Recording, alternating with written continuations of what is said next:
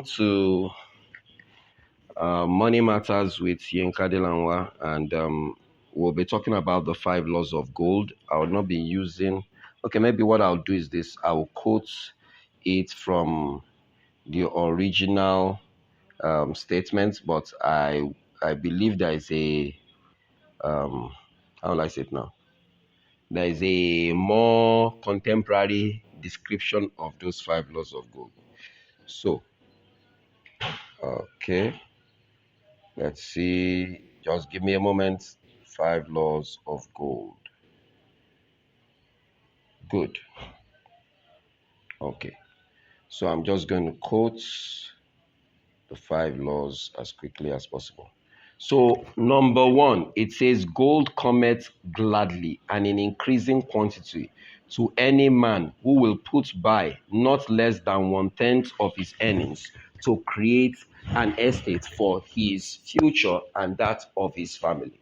Gold cometh gladly and in increasing quantity to any man who will put by not less than 1/10 of his earnings to create an estate for the future and that of his family.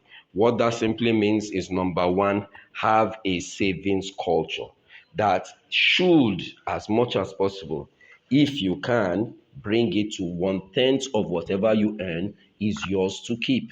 Because that's the principle. Pay yourself first. If you don't, you will be paying the barber, the dry cleaner, you'll be paying the school, and every other person.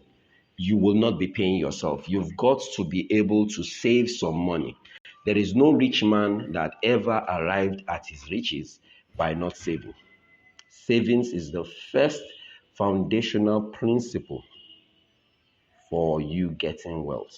Savings is important. So have a savings culture. The 5 laws of gold clearly have been practiced and also have been taught in the major business schools. So this particular principle has worked for several decades.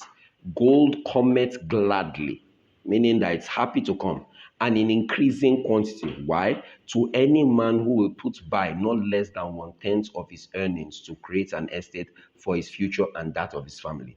This principle can be found in the book The Richest Man in Babylon. It's a book that you should read for your finances. It's a classic. Now, it says that very clearly. Now, how does that happen? Very simple.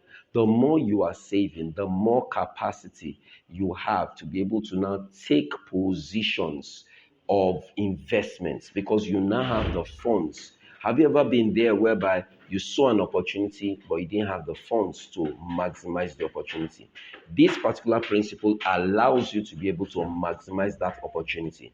So from now on, as much as possible, have a savings culture. It will do you a lot of good. Number 2, gold laboreth diligently and contentedly for the wise owner who finds for it profitable employment, multiplying even as the flocks of the field.